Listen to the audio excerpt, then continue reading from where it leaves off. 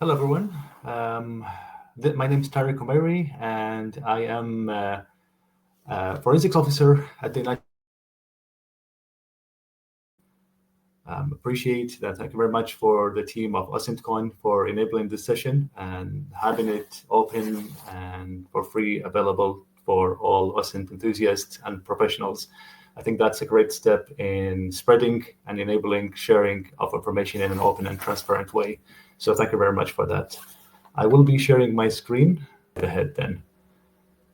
This session is for using open source investigations or OSINT to strengthen the justice and peace in the Middle East and North Africa. I'll call it MENA for short. Now, we will be talking about the United Nations Office on Drugs and Crime, UNODC, mission and mandate.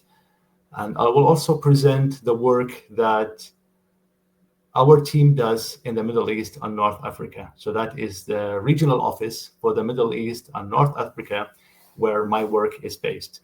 Today, I'm talking to you from the UK, where my home is based, but I spend most of my time at work, duty station in Egypt, Cairo, where our regional office is.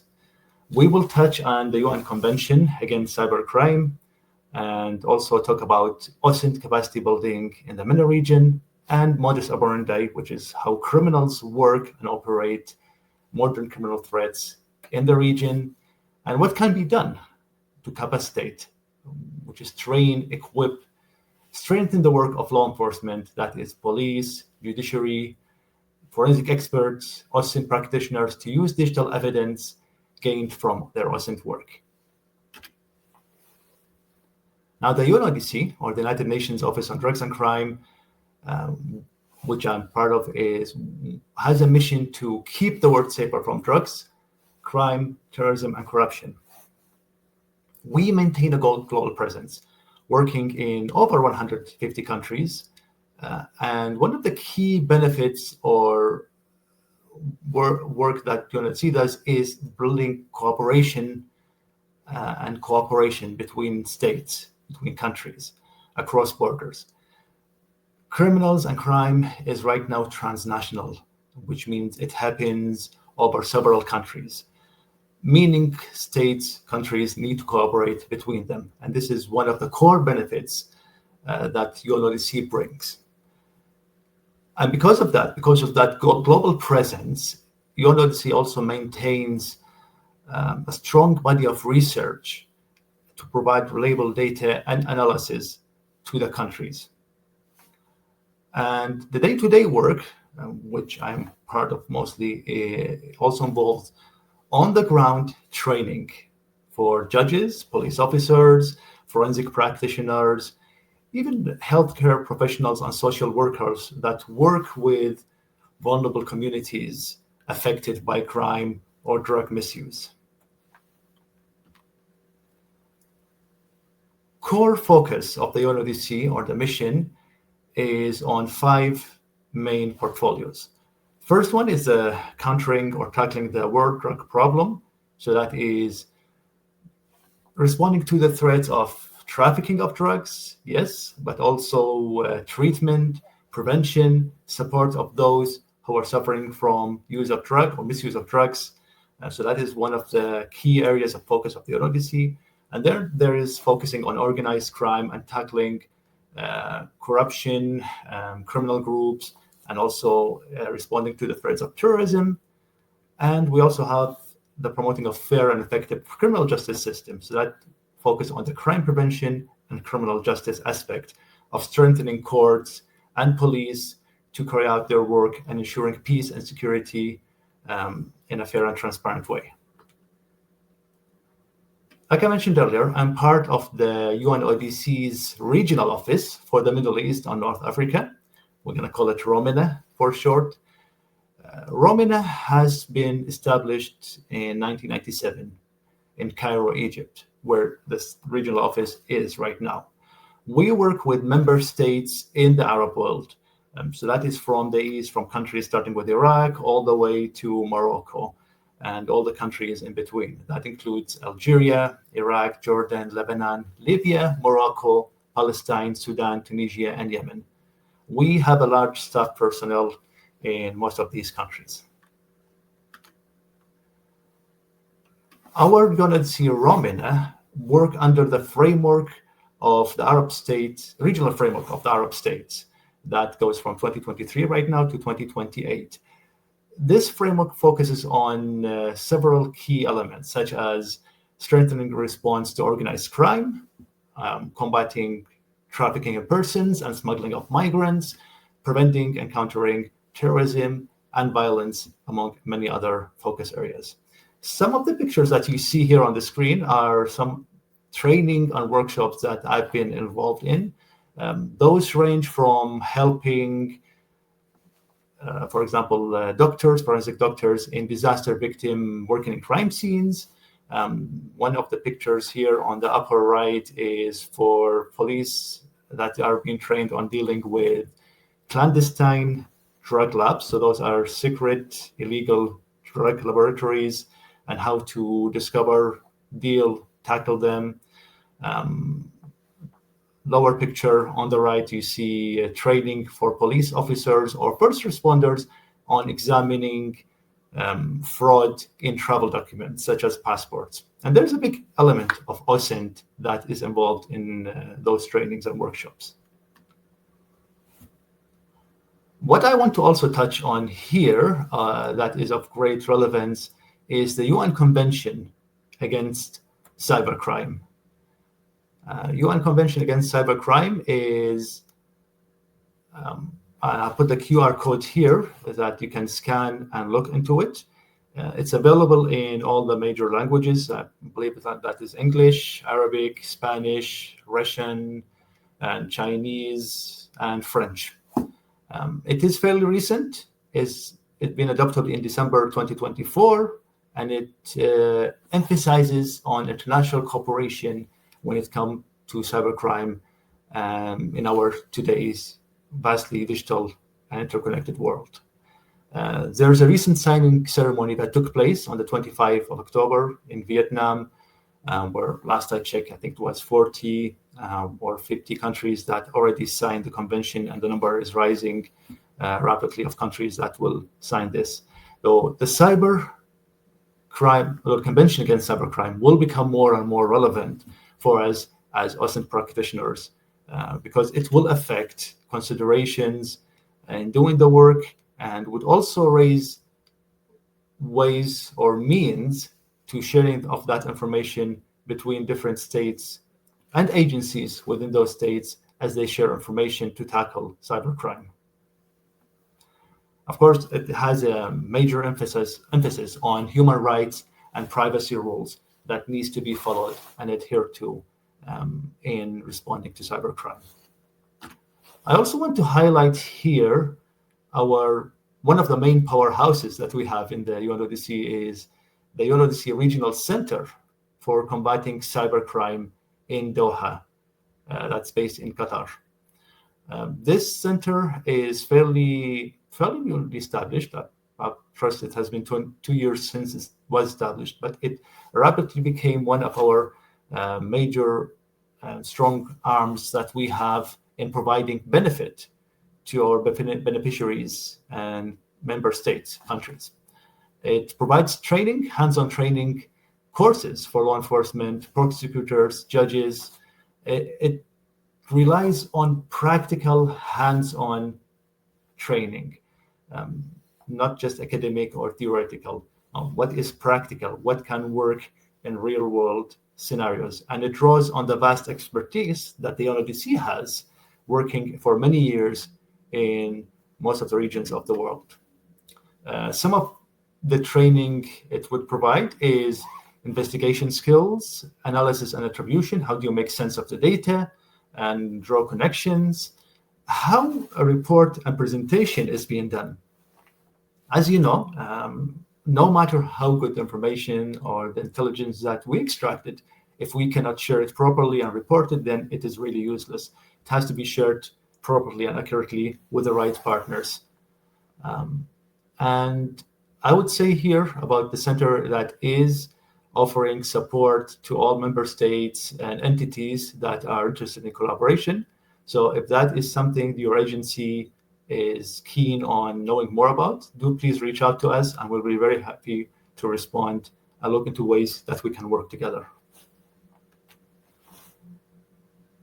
In terms of our work or using OSINT training in the Middle East and North Africa, one of the key benefits or values that we try to emphasize on is the need for cooperation and collaboration between countries.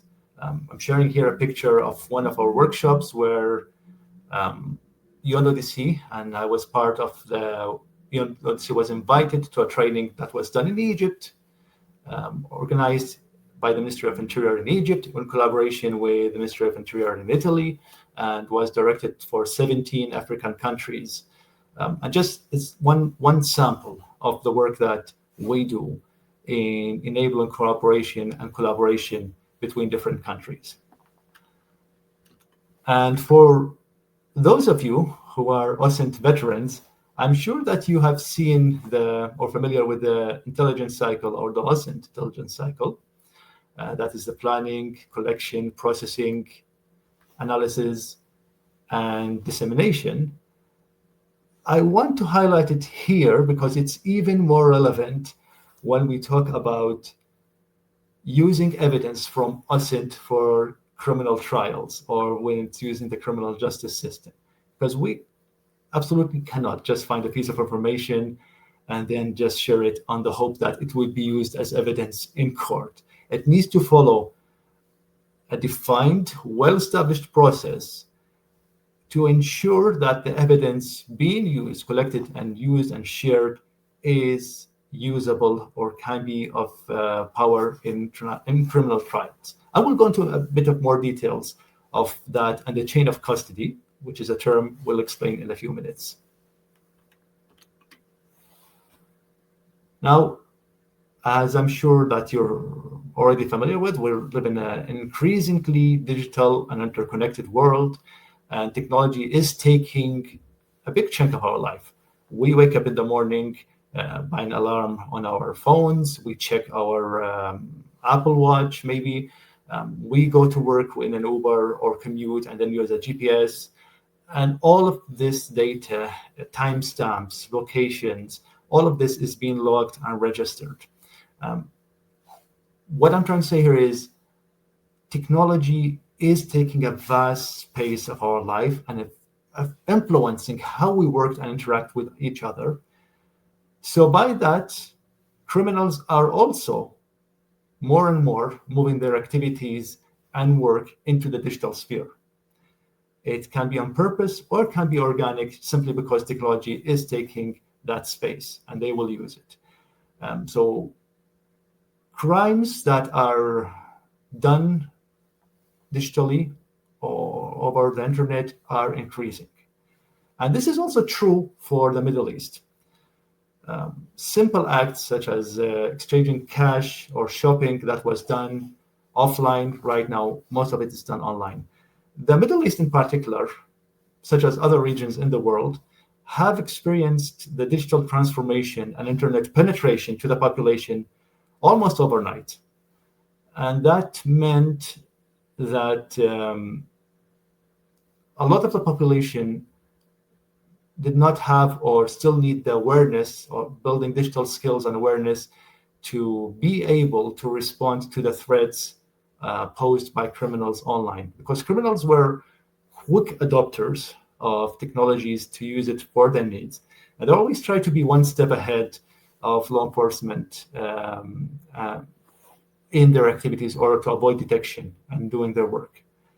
You might say, so what? I mean, we're all here as participants. Maybe you're already a cyber security professional, or you might be an OSINT researcher or expert, or at least you say, oh, well, I have a good awareness not to fall victim to activities of criminals. Which is true. It might be true that we are more equipped than others to respond to threats. But the reality is, we've all been in a situation where, I'm sure you might remember that one of your friends sent you a video that had a jump scare, for example, or you've been a victim to Rick rolling, where you click on a link and then it's a certain song that plays. And it shows that everyone can be tricked with the right resources, time, and determination. Criminals can target almost everyone. Some studies have showed no matter how much cyber security awareness training that's been done, criminals can target whoever they want to target if they spend enough time. Right now, they only target vulnerable population because they're the easiest to reach out to and trick or exploit them. That doesn't mean everyone else is safe. And we need to raise awareness about that so that people come forward when they're victim to scams. Now, digital evidence is increasingly becoming crucial for our work in the digital age, and we'll go over what it means, digital evidence, the definition, in a few seconds. I do want to say here that the use of online platforms by criminals, especially in trafficking in persons and smuggling of migrants, is becoming more and more on the rise. This infographic here is from the National Human Trafficking Hotline based in the United States. It's a bit outdated. It's from 2020. But as you see here, for example, Facebook had a 125% rise of its use by traffickers, people who traffic, criminals who traffic in persons or smuggle migrants, had 125% rise from the previous year. And that is also a trend you see in other applications. So this will go upward everywhere in the world. Criminals will use more and more digital means to carry out their activities. Which brings us to the question of, well, how does that work in practice? How do criminals use the digital sphere to facilitate their crimes? One of the main means that they use that is online job ads. Those who traffic or aim to traffic in persons and smuggling of migrants would put on fake job ads. And right now, everyone knows it's a tough market to find work, and people will fall easily into, or might fall easily into those scams. And also there's social media, dating sites, online ads. All of this pose a prime place for criminals to attract and recruit their victims. They often offer promises of employment or migration opportunities, and those are the ways that they can attract people who are vulnerable or in a tough situation and they want to move to somewhere else for a better life or work and opportunities. Criminals also use increasingly encrypted channels and platforms such as WhatsApp and Telegram. And for those of you who do OSINT or research on Telegram, especially, you know that it offers end-to-end encryption. And that means a criminal or two criminals can send messages between each other that are quite challenging to intercept by law enforcement. And it might have a feature such as self-deletion. Telegram also has this feature where you can hide your phone number, which is also another layer of way those criminals anonymize themselves online, so they can message others, call others without even showing their phone number. In the past, law enforcement would just look up the phone number and see which cell towers, for example, bounce that phone number to try to geolocate the person. This is becoming more and more challenging. Criminals also use technology to take control of their victims, installing spyware on their victims' phones, using tools that would control the device of their victims, whether those are phones, maybe phones, or their computers, and also extract compromising photos of the victim and use them to blackmail the person to force them to do something that they don't want to usually do. Now, when we think of how criminals, traffickers, especially traffickers and persons or those who try to smuggle migrants promote their businesses online, it's easy to think, oh, well, they promote it on the dark web or on very complicated underground encrypted channels, which might still happen. But the truth is, they're selling their services, the criminals. So they want to make it as accessible as possible, as easy to reach as possible to their victims. It's like you're selling a product online. You want to make the website or the announcement as clear with minimal steps so that almost everyone can reach out to you and get your services. So they usually announce their services on the clear web, such as Facebook, TikTok, all the major platforms that the victims would be on.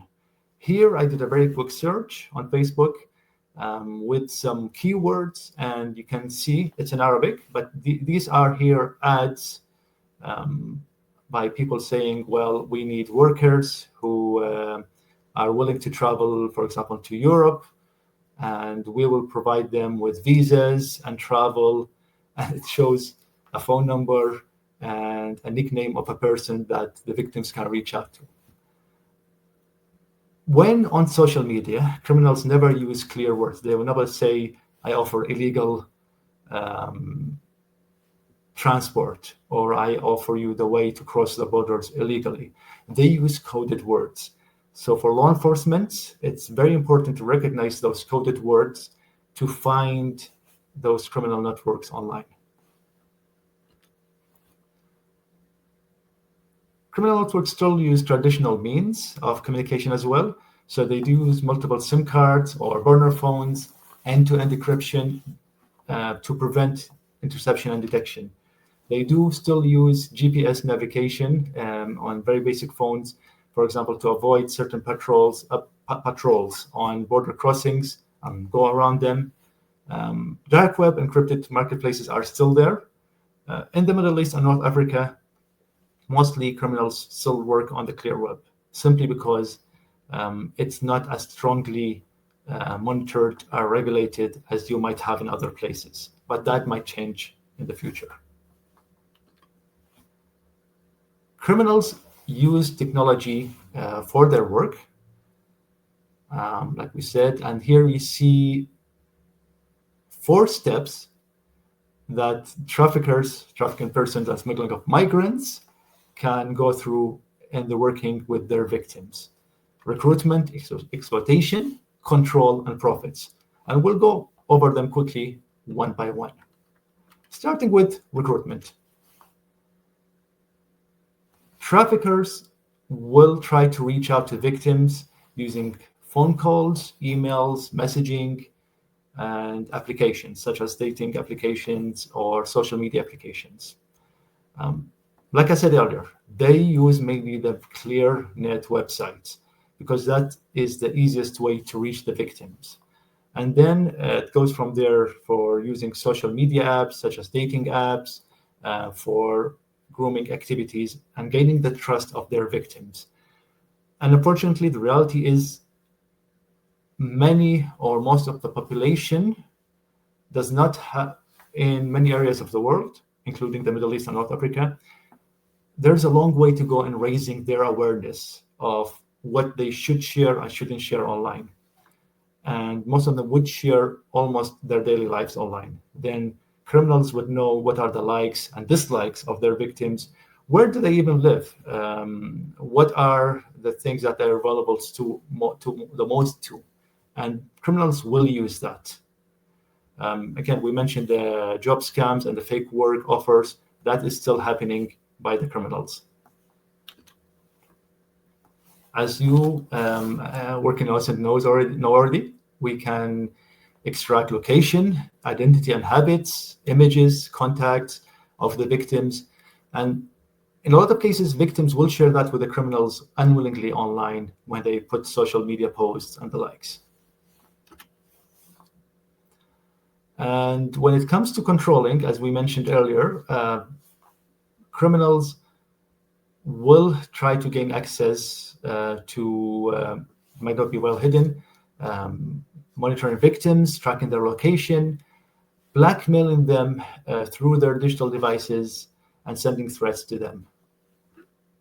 And criminals will treat their victims as commodities when trafficking persons or smuggling them. And you see that, unfortunately, even in ads put online on the major social media sites. Selling or trading individuals, it will not say it in clear-cut terms. It will use alternative terms. For example, when trying to trade the services of maids or house workers, and they will say things like, well, I have this person that I want to work elsewhere, I have their passport, and it is coded words to say that they have people that they're trying or willing to traffic with. Child abuse, all of this is being streamed online and live, and that is one of the unfortunate realities that is the byproduct of trafficking in persons and smuggling of migrants. Now, the main aim of the criminal work is, of course, to generate funds. And for criminals, that is, for them, it's usually quite a lucrative business model. And I'm mentioning here cryptocurrencies such as Bitcoin. That is on the rise, its use in trafficking. One statistic by Europol says that 40% of the funds or money generated by trafficking is used or uses Bitcoin. In the Middle East and North Africa, that might still be true. That is still being used, but traditional ways of money transfers might be more prominent, simply because the ClearNet is still not quite regulated or monitored. So Bitcoin might be more relevant very soon in the region. Now, what benefits can you get from cryptocurrency transactions? It's the same as you would get for legal means, or why it's convenient. There's no need for cash. It's quick, global, and easy. It's anonymous. There might be less risks in it. I would like to point out that some countries in the Middle East and North Africa criminalized cryptocurrencies altogether, or dealing with it, even for legitimate use. But just because something is illegal, of course, doesn't mean that it's not happening. Now, it's not all doom and gloom. We still work, and that is part of the UNODC mission, on disrupting crime.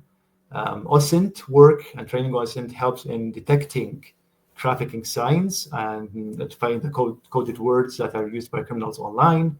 It helps to identify suspects when looking at different accounts, information that the suspect would reveal. If there's several accounts, OSINT can help us to see if it's all tied to the same person or same criminal entity, especially if it's used similar wording. And that would help in exposing the networks, and of course, tracking the money, its source, and where it's going for would help in uncovering those criminal groups. With all of that, I would like to spend some time talking about the relevance of digital evidence.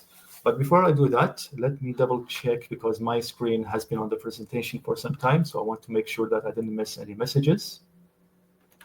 I'll look into here. Okay, everything seems to be going well. I'll go back to my presentation.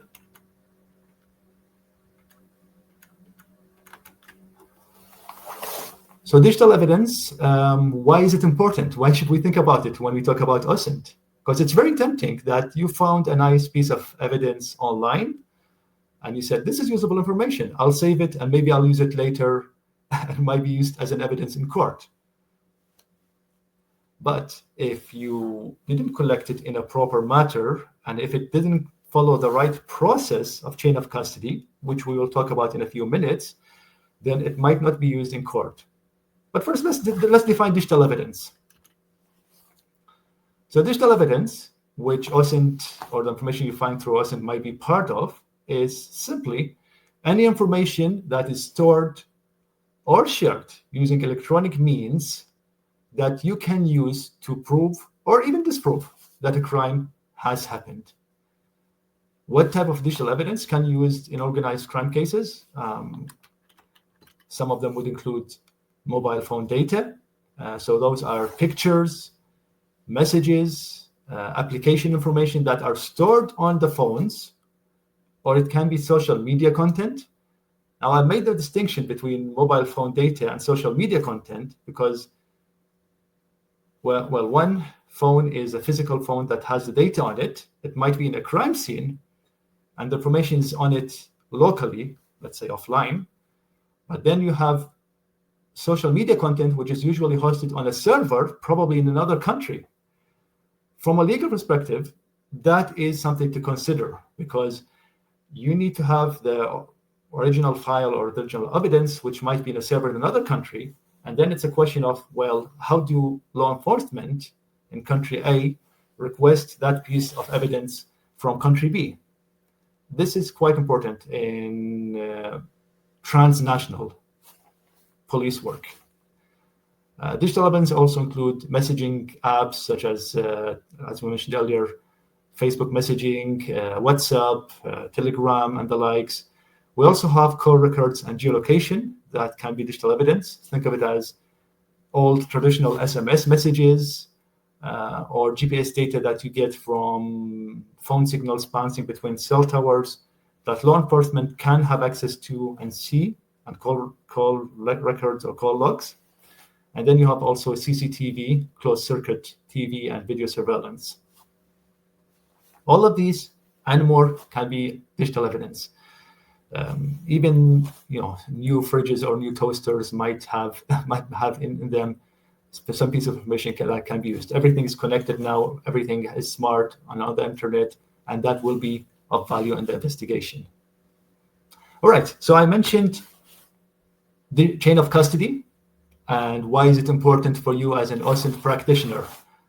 And the example I want to give here is, let's say that you had a long day at work and you skipped lunch, and then you stepped out to the street and you saw this nice pizza that looks quite inviting in a box laying in the street. Would you eat that pizza? I'm hoping the answer would be probably not. And then my question would be, why not? And your answer might be something like, well, I don't know where this pizza came from. I don't know how it was created, who or what touched it or contaminated it. Has it been tampered with? Has something happened to it? Basically, you don't know where it came from or how it was created. And that is why you wouldn't touch it, hopefully. You want it, when you order it, you want to order it from your phone, from a restaurant that you trust and has a good reputation. And then you want the delivery person to get it from the restaurant, transfer it to you without delay, bring you the box unopened, so you have some sort of assurances that this is something that you can use or consume. It's the same concept in digital evidence or any evidence. And this is the chain of custody. It's a track of the evidence from the moment it's collected until it is used in court. Because if you cannot, in the court, prove that the evidence is safe and tampered with, the court will refuse it. And this is why we should care about the OSINT cycle. This is why we should care about the chain of evidence. OSINT will be used as evidence, and that is what we need to keep in mind here. Chain of custody applies to both physical and digital evidence. So if we're talking about a gun in a crime scene on a knife, that is physical evidence. If we talk about pictures or images, digital pictures or images, this is digital evidence. However, a phone, for example, in a crime scene is both physical evidence as a physical entity, but also digital evidence because it has digital data on it. Chain of custody, when we talk about digital evidence, follows a certain process. it starts with collecting the evidence, making sure that it's collected in a way that it does not get tampered with. And then there's a copy of the evidence that is taken, and investigators work on that copy or clone. They don't work on the digital file, original file. Digital evidence need to be secured securely. Digital evidence is vulnerable, it's fragile, it can change quickly. So it needs to be preserved in the exact way it was when it was collected, and we need to prove that. And then we do the analysis, and the legal, it goes through the legal process to be admissible in court. Admissible in court means it can be used as evidence accepted in the criminal trials. Let's look over these steps in a bit more detail, one by one. Firstly, what you see here is collection. So that is when, let's say, the police arrive at a crime scene and collect a phone that might be of value as evidence. The phone is inside a special pouch. This pouch is called Faraday bag. It's a pouch that blocks most of the electromagnetic signals. And the police do that so that they prevent remote wiping of the phone, because the criminals might try to delete all the information from the phone if it's connected to the internet. So it minimizes that risk. Now you might say, why not the police just shut the phone off and then criminals cannot access it? And the answer would be because probably that would change the information on the phone or raises risks of it being tampered with or altered. It's very important not to change the evidence or the structure of the evidence once you collect it. It has to be in the exact same way from day when it was collected until the day it's examined in court. So there are special protocols that the police needs to follow when they collect the evidence. And then once the evidence is received in the digital forensic lab, they use special tools and data to make a copy of it. So they keep the original away, locked, and tampered with.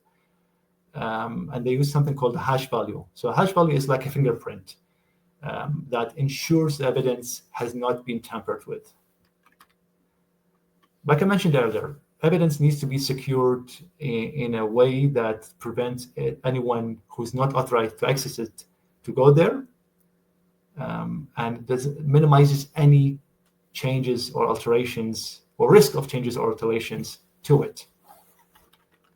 And then we have forensic analysts that would look at the vast amount of data that's collected, try to make connections, try to draw relations between times, individuals, locations, in order to be able to extract meaningful information that can be used as evidence in court. Like we mentioned, the ultimate aim is for the evidence to be usable in courts, whether that is national criminal trials or international criminal trials. International is when we think about, for example, war crimes. So the evidence would go into even higher standards that needs to be followed. I remember the first delivery of OSINT. You had an excellent session of one of the participants who used to work in the UN system, and her session was on the Berkeley Protocol. So if you are working or planning to work on evidence that will be used in international tribunals, I strongly encourage you to look at the Berkeley Protocol, because that is one of the key documents that OSINT researchers need to look at. Some challenges in handling digital evidence, and we'll go about these very quickly because I'm also mindful of the time here, is digital evidence, such as any other evidence, needs to be proven that it's authentic. That means it has undergone minimum alterations. It needs to follow the chain of custody, and we need to ensure that it doesn't get changed or altered by the way until the stage that it reaches the court.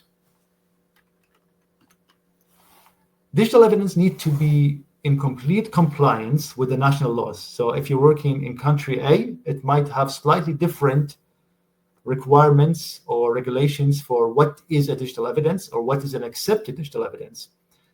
For example, a phone screenshot might be a sufficient evidence accepted in courts in country A. But country B might not recognize phone screenshots. It might require something more detailed or extensive than that. So that is something to keep in mind. If you're working in a specific country, keep in mind the national laws or regulations. You might need a legal expert to advise on those. Expert testimony is also important. When choosing the experts who would present your OSINT or digital evidence in court, they need to be qualified and presented in a way that is easy to understand, simple, yet clear to the court.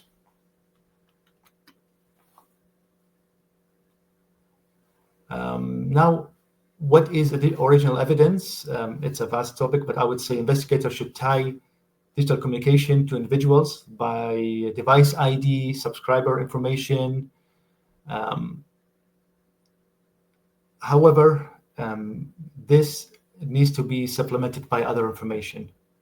So you cannot rely only on one piece of information, and then you can say you have a definite thing that something happened or not. So it needs to be corroborated by other pieces of evidence. I'll want to close here at the end by saying that one of the biggest challenges when working with digital evidence is that the crime occurs over several countries. It usually occurs or might occur over social media. So that means the pieces of evidence that are hosted on the servers of MENA, let's say in the US, might be there, and then the crime might happen in a country in Asia or in Africa. So law enforcement in Asia or Africa would need to request the evidence through a defined channels from other countries to hand over the information. This is, if not done properly, would be a time-consuming process, and the evidence might be deleted. So they need to act fastly on that in a quick, prompt manner. One of also the challenges of in using OSINT is there's a vast amount of information and a large amount of cases. So that also brings attention to the importance of using automation for it. So we have the new natural language processing such as ChatGPT and the likes, and that it would help also in supporting law enforcement work. But of course, we need to be aware of the risks and challenges in that. AI work also raises the challenge of false positives. So it needs to be oversought by humans to make sure that there is no discrepancies, there's no biases. So it needs to be monitored regularly. I want to conclude this session also by saying that, to conclude everything here, that digital evidence is essential. The future is embracing digital evidence. We cannot just rely on traditional evidence in our work. Law enforcement needs to be staying proactive and trained. Collaboration is key between different agencies and different countries. And we, as UNODC and other UN agencies, are here to provide support with advice, expertise, and training. So please, if you work in a certain entity or agencies, do reach out to us, and we're very happy to have that discussion and see how we can be supporting your work. If you're looking to look at additional resources, I strongly advise you to scan this QR code and look at our Sherlock repository. So this is a repository by the UNODC, and there's a section in it on handling electronics evidence, including OSINT evidence. And I'll stop here, and if there's time, we can take any questions. Thank you very much for your time, and I'm looking forward to your comments and questions.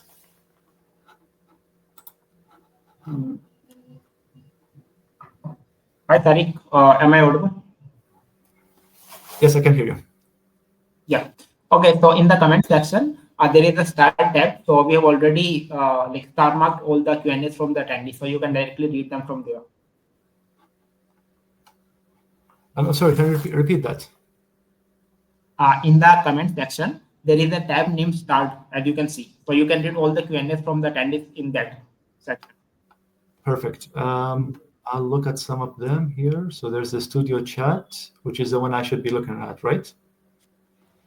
No, on the comments button in the start section, like. Let me check. So there is the studio chat, but that's not the one where I need to look.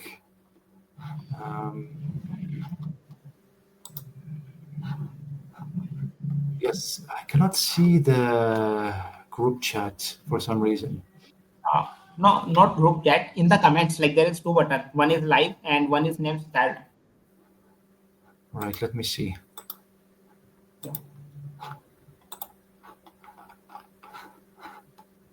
Yeah, it's not visible. Is it possible to read the questions for me or paste them in the studio chat? I know that's not. Sure. Just give me a minute. I will share all the Q&As in the private chat. Just give me a minute. Perfect. Thank you.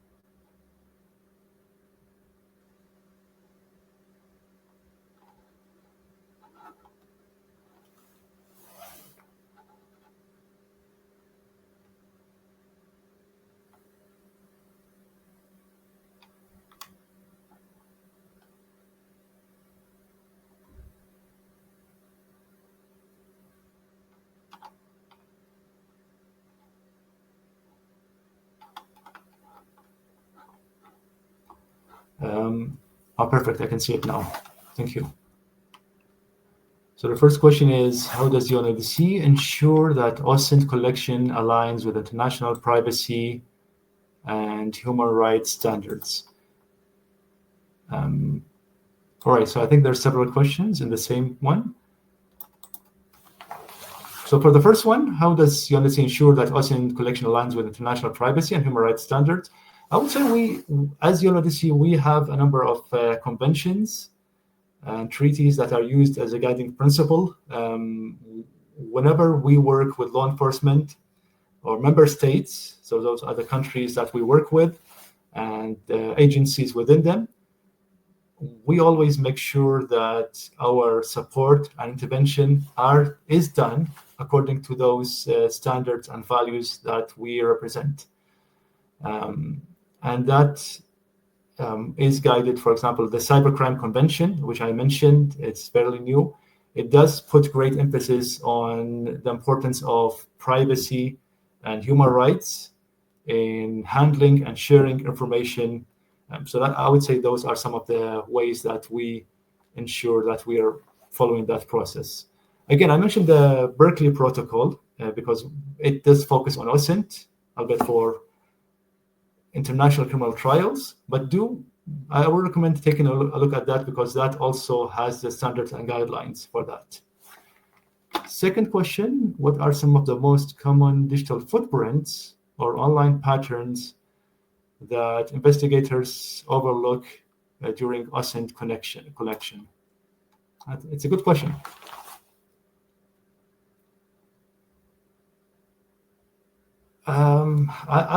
It depends on the context where we might work, but let's say it's for trafficking in persons and smuggling of migrants cases.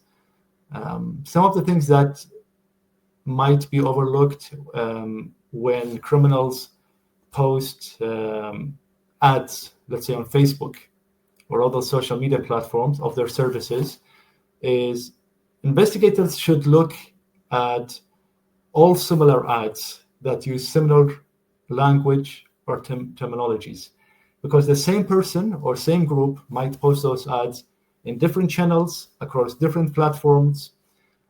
So it's quite useful to try to establish links between those different but similar posts across different channels which might track to the same group or the same person. So that might be one of the useful approaches that might be overlooked by OSINT researchers. For another question, and OSINT colleagues, let me know if we're going over time or if we need to stop, but we'll keep going until you let me know otherwise. How is... You can take up to 5 to 10 minutes, like it's all right. You can take all 20. Perfect. Thank you very much. How is UNODC addressing the growing challenge of encrypted or ephemeral communication channels, like disappearing messages?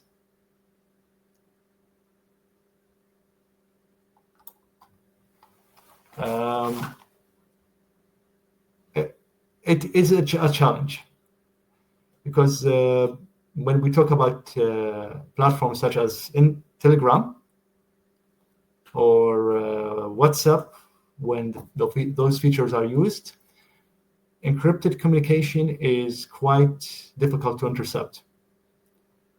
It is by definition end-to-end encryption, meaning only the person who sends it and the person who receives it can make sense of them, and disappearing messages. So in those cases, again, it comes to the OSINT researcher or the investigator being resourceful and looking at all the avenues of help that they can use in their work. So if one door is closed, it's looking at other opportunities that you can go around the problem. In this case, looking at the criminal groups that, well, where do they post? Are their accounts on Telegram tied to other accounts? Can law enforcement use approaches such as covert investigations or sock puppets? Sock puppet is, as you might know, is when an investigator takes an identity other than their real name and persona. However, in law enforcement work, again, you still need to look at the national laws and legislations, because if you misrepresent yourself and go undercover investigations, it might not be accepted as evidence in court. It depends on the context and the situation. I mentioned the Berkeley Protocol, where investigators look at on digital evidence used in international criminal trials. And in those cases, most of them, investigators actually cannot go under another identity. They cannot use sock puppets. If they violate Facebook or Meta or other platforms, or TikTok or other platforms' terms and conditions, it actually might hurt the chances of using that evidence in court in international criminal trials later. And that is one of the main challenges in OSINT work for international investigations work. One of the questions here is, could you share an example where OSINT directly contributed to a successful cross-border investigation or prosecution? I cannot recall any specific cases because of security concerns. I would say definitely a lot of the cases that was shared with us by law enforcement, ministries of interior and justice in many of the countries that we work with. One specific case, the smuggler posted a picture where they thought it doesn't reveal a lot of information about their location. But by teaching law enforcement to do a simple reverse image search, it was possible to geolocate the location of where that post took place, and looking at all the other pieces of information from other posts that by the person, law enforcement were able to corroborate all of that and close in on the suspect and apprehend them. But there's a lot of examples, of course, of how OSINT might be used in successful investigations and prosecutions. Those are, dear Diraj, all the questions that I can see so far. So if there's any more questions that you want me to take, let me know. Thank you.